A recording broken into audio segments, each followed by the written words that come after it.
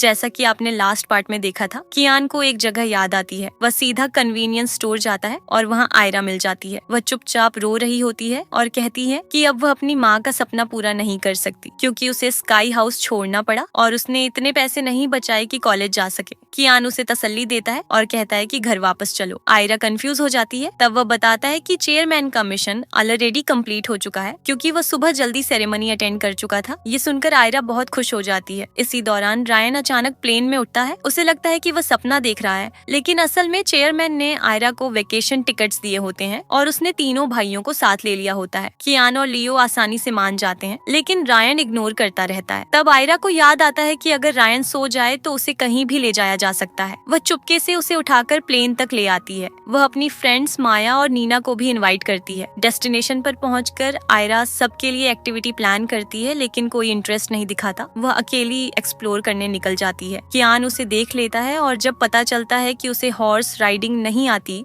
तो वह उसे सिखाता है। बाद में आयरा को पता चलता है कि उसका नेकलेस खो गया है जो उसकी माँ की निशानी था। दोनों उसे ढूंढते हैं और कियान उसे ढूंढ लेता है। खुशी में आयरा उस पर गिर जाती है और दोनों की आंखें मिल जाती हैं। दोनों ऑकवर्ड हो जाते हैं और अलग हो जाते हैं। बाद में कियान अपनी फीलिंग्स से घबराकर ठंडा पानी अपने चेहरे पर डालता है। थोड़ी देर बाद कियान को पता चलता है कि उसका फोन रह गया है। जब वह वापस जाता है तो आयरा बाथरूम में होती है। गलती से वह दरवाजा खोल देता है और उस पर साबुन फेंका जाता है। आयरा की आवाज सुनकर वह शर्मिंदा होकर भाग जाता है। रात को आयरा को गर्मी लगती है। नीना कहती है कि फ्रिज में कोल्ड मिल्क है। आयरा पी लेती है, लेकिन वह मिल्क नहीं बल्कि मार्गरीटा होता है। अल्कोहल के असर में सब ट्रूथ ऑनर डेयर खेलते हैं और धीरे धीरे भाइयों के बीच डिस्टेंस कम होने लगता है। रात के 12 बजे लियो गेम बंद करवा देता है। नींद न आने पर माया पार्क में चली जाती है और वहाँ रायन को अकेला बैठा पाती है। उसे याद आता है कि बचपन में जब भी उन्हें नींद नहीं आती थी वह यहाँ आते थे। उनके नाम अभी भी पास के एक बेंच पर लिखे हुए होते हैं। माया हमेशा से रायन से गहरा प्यार करती थी। हिम्मत जमा करके वह उसके करीब जाती है और उसे किस करती है। इस बार रायन पीछे नहीं हटता। उधर अल्कोहल के असर में कियान अपनी फीलिंग्स आयरा को कन्फेस कर देता है। जब लफ्ज साथ नहीं देते तो वह अपने जेस्चर से अपना दिल बयान करता है। जज्बात में बहकर दोनों एक दूसरे को किस कर लेते हैं। अगली सुबह आयरा उठती है तो देखती है कि कियान फर्श पर सोया हुआ है। कल रात की यादें उसके जहन में वापस आती हैं। वह शर्माती भी है और अंदर ही अंदर खुश भी होती है। अपना चेहरा छुपाकर खुद से कहती है कि ज्यादा न सोचे, लेकिन जैसे ही वह उठती है गलती से साबुन पर पैर पड़ जाता है और वह जोर से गिर जाती है। आवाज पूरी विला में गूंज जाती है। जब सब लोग दौड़कर आते हैं आयरा बेहोश हो चुकी होती है। ट्रिप जल्दी खत्म हो जाता है। हॉस्पिटल से वापस आने के बाद स्काई हाउस में तीनों भाई उसकी मदद करने के लिए कम्पीट करते हैं। कुछ देर बाद वह कियान से अकेले में मिलकर पिछली रात के बारे में पूछती है। कियान आराम से कहता है, कल रात मेरी लाइफ में पहली बार हुआ। ये सुनकर आयरा हैरान रह जाती है। फिर वह जल्दी से क्लियर करता है, पहली बार इतना ज्यादा पिया कि मुझे कुछ याद ही नहीं। ये सुनकर आयरा के चेहरे पर हल्की सी डिसअपॉइंटमेंट आ जाती है। फिर कियान उससे पूछता है कि उसे क्या याद है। आयरा कहती है कि वह गिर गई थी और उसे हल्का कंक्शन हुआ है, इसलिए उसे भी कुछ याद नहीं। शाम को माया आयरा से मिलने आती है। चोट की वजह से कुछ दिनों से बाल न धोने की वजह से आयरा डिसाइड करती है कि वो अपने आप को थोड़ा ठीक करे, लेकिन एक सिंपल हेयर वॉश एक फनी और ऑनवर्ड सीन बन जाता है। कियान अंदर आता है और समझ नहीं पाता कि हंसे या रोए। बिना कुछ कहे वह आयरा को बाथटब से निकालकर उसके बाल धोने लगता है। बाद में वह टॉवल से उसके बाल सुखाता भी है, लेकिन उसके रफ तरीके की वजह से लगता है जैसे वह सारे बाल ही निकाल देगा। एक मोमेंट पर आयरा की उंगलियां गलती से कियान के हाथ को टच कर लेती हैं और माहौल फिर से ऑकवर्ड हो जाता है। कियान जल्दी से वहाँ से निकल जाता है। बाहर आकर वह माया को रोते हुए देखता है। पता चलता है कि जब आयरा अपने बाल धो रही थी तब माया रायन से मिलने गई थी। वह अपना रिलेशनशिप क्लियर करना चाहती थी, लेकिन रायन ने ठंडे अंदाज में कह दिया कि उनके बीच कुछ भी नहीं है। उसने यह भी कहा कि अगर वह ज्यादा फोर्स करेगी तो वह उससे मिलना भी बंद कर देगा। दिल टूटकर माया रोती हुई चली जाती है। यह देखकर कियान गुस्से में रायन का सामना करता है और पूछता है कि वह बार बार माया को क्यों हर्ट करता है, लेकिन रायन उस पर ही सवाल उठाता है कि उसके पर्सनल मैटर में बोलने का क्या हक है। उनकी बहस सुनकर माया आगे आती है। हिम्मत करके वह कियान से पूछती है, क्या तुम मुझे एक्सेप्ट करोगे? ये सुनकर रायन के चेहरे पर जलन साफ नजर आती है और वह बिना कुछ कहे वहाँ से चला जाता है। सच ये होता है कि रायन भी माया से प्यार करता है, लेकिन हर बार उससे मिलकर वह कोल्ड हो जाता है। माया कियान से कहती है कि वह अभी जवाब ना दे, पहले अच्छी तरह सोच ले। फिर वह उदास होकर चली जाती है। बाद में आयरा कियान को उसकी वॉच वापस देने के लिए बुलाती है। जबरदस्ती स्माइल के साथ वह उसे मुबारक देती है, ये सोचकर कि शायद अब वह और माया साथ हैं। उसके बाद वह चुपचाप अपने रूम में वापस चली जाती है। उसके दिल में अजीब सी हैवीनेस होती है। वह नीना से बात करती है, जो कहती है कि कभी कभी लड़का किसी को लंबे समय तक पसंद करता है, लेकिन बाद में किसी और के लिए फीलिंग्स डेवलप हो जाती हैं। ये बात सोचकर आयरा को एहसास होता है कि माया के अलावा वही है जो सबसे ज्यादा समय कियान के साथ रही है। अचानक उसे उस रात की यादें याद आती हैं जब वह नशे में थी। ऑनलाइन सर्च करने पर उसे एक एडवाइस मिलती है कि अगर तुम जानना चाहती हो कि कोई लड़का तुम्हें पसंद करता है या नहीं तो उसे टेस्ट करो, देखो कि तुम कुछ भी करो क्या वह फिर भी शांत रहता है या नहीं। सच जानने के लिए उसने अपना एक्सपेरिमेंट शुरू किया। जब कियान उसके पास से गुजरा तो उसने जानबूझकर उस पर एक किताब फेंकी। कियान ने समझा कि ये एक्सीडेंट है और कुछ नहीं बोला। बाद में जब वह पानी पी रहा था, आयरा ने जानबूझकर पानी उस पर गिरा दिया। इस बार कियान ने उसे डांट दिया। आखिर में आयरा चुपके से कियान के सीक्रेट रूम में घुस गई और सब कुछ उलट पुलट कर दिया। जब कियान ने यह सब देखा तो वह गुस्से से फट पड़ा। वह सीधा उसके रूम में गया और पूछा कि उसने ऐसा क्यों किया। आयरा ने जवाब दिया कि वह इतनी सख्ती से क्यों बात कर रहा है जबकि वह अभी तक रिकवर कर रही है। उसने शिकायत की कि ना उसने उसे तसल्ली दी, ना ही कुछ खाने को ला कर दिया। ये सुनकर कियान को एहसास हुआ कि वह ज्यादा रिएक्ट कर गया था। वह चुप हो गया और वहाँ से चला गया। उस रात उसने चुपचाप उसके रूम में एक बैग रख दिया। उस बैग में उसकी फेवरेट ब्रेड थी। ये देखकर आयरा का मूड तुरंत ठीक हो गया। अगले दिन कियान उसे फ्रेश एयर के लिए बाहर ले गया। दोनों एक खूबसूरत जगह गए और वहाँ का सुकून भरा मंजर एंजॉय करने लगे। एक मोमेंट पर कियान ने वह ग्लास उठाया जिससे आयरा ने अभी अभी पानी पिया था और बिना सोचे उसी से पी लिया। आयरा का दिल जोर से धड़का और उसे वह रात याद आ गई। कियान ने धीरे से उसे अपनी तरफ खींचकर पूछा कि क्या वह उसे कुछ कहना चाहती है। आयरा बस कन्फेस करने ही वाली थी कि उसका फोन बज गया। कॉल माया का था। कियान ने तुरंत कहा कि वह अभी आ रहा है। रास्ते में आयरा ने उसे रोड पर ही उतार देने को कहा और बोला कि वह खुद टैक्सी ले लेगी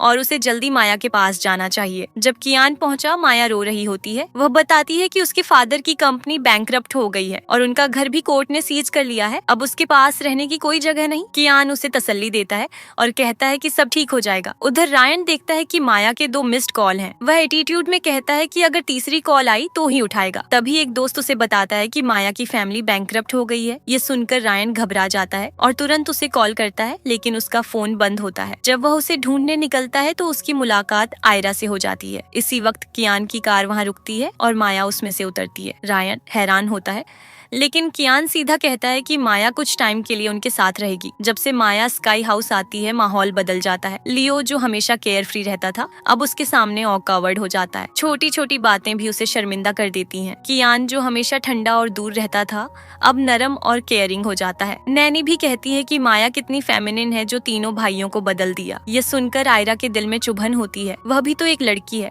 फिर ये इतना फर्क क्यों लग रहा है। माया की ग्रेसफुल पर्सनैलिटी देखकर आयरा को लगता है कि शायद वह सही कह रही है। दोनों अलग दुनियाओं से लगती हैं, इसीलिए आयरा खुद को चेंज करने की कोशिश करती है और ज्यादा रिफाइंड बनने लगती है। उधर रायन को माया के फादर की बैंक्रप्सी के बारे में और डिटेल्स मिलती हैं। उसे माया के फादर का एक लेटर भी मिलता है। जब वह घर आता है तो वह लेटर माया को दे देता है। वह उससे माफी मांगना चाहता है, लेकिन माया कहती है कि उसे उसकी हेल्प की जरूरत नहीं। ये देखकर रायन चाबी कियान को दे देता है और कहता है कि माया का सामान ले आए, लेकिन उसे यह ना बताए कि चाबी उसने दी है। कियान माया को ले जाता है। वह सच बताना चाहता है, लेकिन माया उसे डिनर के लिए इनवाइट कर लेती है। कियान कैजुअली कहता है कि उसे इंस्टेंट नूडल्स पसंद हैं। जब माया को पता चलता है कि कियान अक्सर आयरा के साथ खाता है तो उसका चेहरा बदल जाता है। उसे एहसास होता है कि कियान की फीलिंग्स आयरा के लिए कुछ अलग हैं। रास्ते में कियान कॉफी लेने रुकता है और वैलेंटाइन गिफ्ट देखकर एक छोटा सा बॉक्स खरीदकर पॉकेट में रख लेता है। घर वापस आते वक्त उनकी मुलाकात रायन और आयरा से होती है। माया सिचुएशन एक्सप्लेन करती है। रायन प्रिटेंड करता है कि उसे फर्क नहीं पड़ता और चला जाता है। आयरा भी चुपचाप चली जाती है। कियान आयरा के पीछे जाता है और उस दिन के लिए सॉरी कहता है जब उसे बीच रास्ते छोड़ दिया था। वह गिफ्ट देना चाहता है, लेकिन हिम्मत नहीं होती। इसके बजाय वह कहता है कि कल वह उसे बाहर ले जाएगा क्योंकि उसे एक इम्पोर्टेंट बात कहनी है। आयरा बहुत खुश हो जाती है, लेकिन अगले दिन माया कैजुअली कहती है कि वह कियान के साथ डेट पर जा रही है। ये सुनकर आयरा शॉक हो जाती है। वह कियान को ढूंढने जाती है और उसके हाथ में गिफ्ट बॉक्स देखती है। वह समझती है कि यह माया के लिए है और गुस्से में वहाँ से चली जाती है। कियान उसे रोककर पूछता है क्या हुआ। आयरा बस इतना कहती है कि वह ऐसे काम ना करे जो उसे गलत समझने पर मजबूर करे। फिर वह चली जाती है।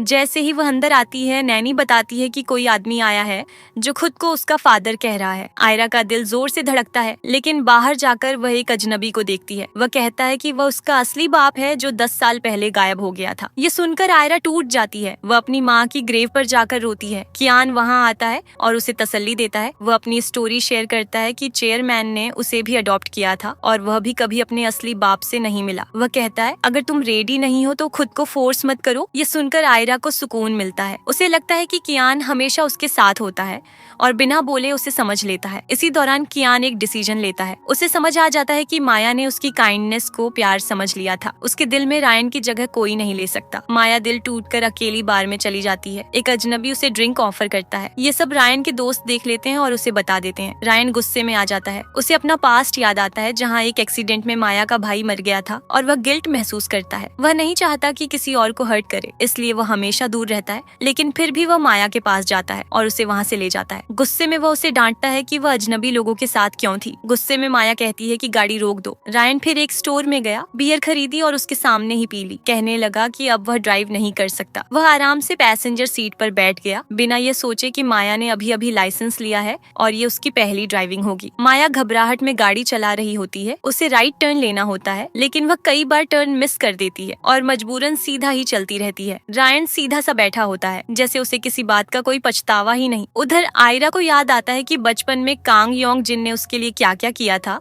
इसलिए वह डिसाइड करती है कि उसे खाना खिलाए। कांग योंग जिन मानता है कि वह ठीक से नहीं जी रहा था, वरना कब का वापस आकर उसे अपने साथ ले जाता। उसके फटे हुए कपड़े देखकर आयरा बहाना बनाकर मॉल जाती है और उसके लिए नए कपड़े खरीदती है। लेकिन जब वह वापस आती है तो देखती है कि कांग योंग जिन उसका बैग चेक कर रहा होता है। वे हैरान रह जाती है कि उसकी माँ ने ऐसे आदमी से कभी प्यार किया था। तभी कियान वहाँ आता है और उसके पास डीएनए टेस्ट रिपोर्ट होती है। कांग योंग जिन घबरा जाता है, लेकिन आयरा खुद ही पेपर फाड़ देती है और कहती है कि वो उसका असली बाप नहीं हो सकता। कियान उसे फ्रेश एयर के लिए बाहर ले जाता है और उसे वैलेंटाइन गिफ्ट देता है। जब आयरा बॉक्स खोलती है तो वह खाली होता है। कियान समझाता है कि उस दिन का गिफ्ट माया के लिए नहीं था, बल्कि उसके लिए था। अंदर वाली कैंडी पिघल गई थी, लेकिन उसकी फीलिंग्स नहीं बदली।